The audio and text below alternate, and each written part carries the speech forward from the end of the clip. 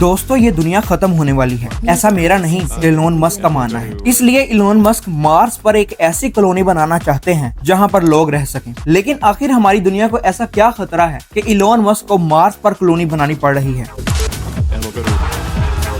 Elon Musk का मानना है कि अगर इस दुनिया में वर्ल्ड वॉर 3 शुरू हो गई तो ये दुनिया तबाह हो जाएगी, और अगर इस दुनिया से कोई एस्ट्रॉइड टकरा गया तब भी इस दुनिया में रहने वाले सारे इंसान खत्म हो जाएंगे। तो इलोन मस्क चाहते हैं कि चाहे इस दुनिया में रहने वाले सारे इंसान खत्म हो जाएं, तब भी मार्स पर कुछ इंसान जिंदा रहें। लेकिन मार्स पर कॉलोनी बनाना अभी लगभग नामुमकिन है, और अगर इलोन मस्क मार्स पर कॉलोनी बनाने में कामयाब भी हो जाते हैं तब भी कौन इस दुनिया को छोड़कर मार्स पर रहने को तैयार होगा। इलोन मस्क के इस आइडिया को डिटेल में समझने के लिए पहले हमें ये जानना होगा कि स्पेस टूरिज्म क्या होता है और इसकी शुरुआत कैसे हुई। स्पेस टूरिज्म सुनने में नया लगता है, लेकिन इसका आइडिया 20th सेंचुरी का है। पहला इंसान जो स्पेस में घूमने गया वो कोई एस्ट्रोनॉट नहीं बल्कि एक अमेरिकन बिजनेसमैन था जिसका नाम डेनिस टिटो था, जो 2011 में इंटरनेशनल स्पेस स्टेशन विजिट करने गया। उसने रशियन एजेंसी से कॉन्टेक्ट किया और सोयूज रॉकेट में स्पेस स्टेशन गया। लेकिन उस रॉकेट की टिकट की प्राइस आपको सरप्राइज कर देगी। उस रॉकेट की टिकट की प्राइस $20 मिलियन थी। फिर डेनिस टिटो के बाद और भी कुछ millionaires international space station visit करने गए। लेकिन क्या आपने सोचा है कि स्पेस में जाना इतना महंगा क्यों है? तो इसका जवाब है कि इन रॉकेट को सिर्फ एस्ट्रोनॉट स्पेस में लेकर जाने के लिए डिजाइन किया गया था, क्योंकि इन पर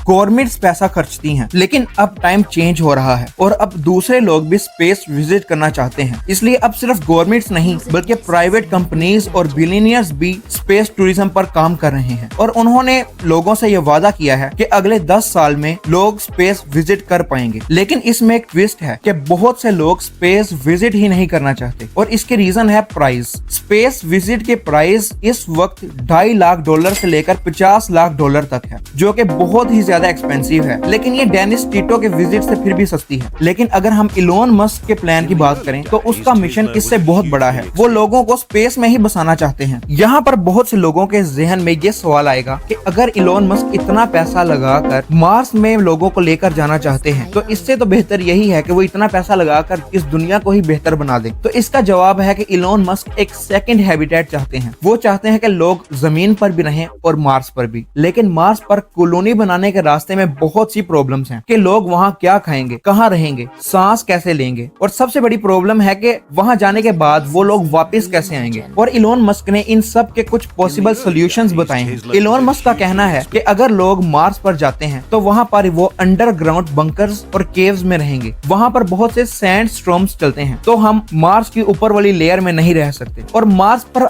बहुत सी आइस मौजूद है जिसे मेल्ट करके हम पानी और रॉकेट्स के लिए फ्यूल बना सकते हैं। इसके अलावा मार्स पर 90% कार्बन डाइऑक्साइड है, तो हम उसे फिल्टर करके और कन्वर्ट करके ऑक्सीजन बना सकते हैं जिससे लोग सांस ले सकेंगे। लेकिन यहाँ पर इलोन मस्क का एक कॉम्पिटिटर भी है जिसका नाम जेफ बेजोस है, जिसने एक स्पेस कंपनी बनाई जिसका नाम ब्लू ओरियन है। और इस कंपनी ने एक ऐसा रॉकेट बनाया जिसका नाम न्यू शेफर्ड है, जो कि लोगों को जमीन से 100 किलोमीटर ऊपर लेकर जाता है। और ये सिर्फ 10 मिनट की ट्रिप होती है, और ये लोग पैसेंजर से $2.5 लाख चार्ज करते हैं। लेकिन ये जेफ बेजोस का रियल प्लान नहीं है। जेफ बेजोस का प्लान है कि हम स्पेस में फैक्ट्रीज लगाएं ताकि इस दुनिया से पोल्यूशन को हमेशा के लिए खत्म कर दिया जाए। जेफ बेजोस का प्लान है कि ये मून, मार्स और दूसरे प्लैनेट्स पर फैक्ट्रीज लगाएं, और ना सिर्फ वहां के रिसोर्सेज को यूज करें बल्कि एस्ट्रोनॉट्स की माइनिंग करके वहां से रेयर अर्थ मेटल्स को भी निकालें। इलोन मस्क और जेफ बेजोस इन दोनों का ऑपोजिट अल्टरनेटिव है।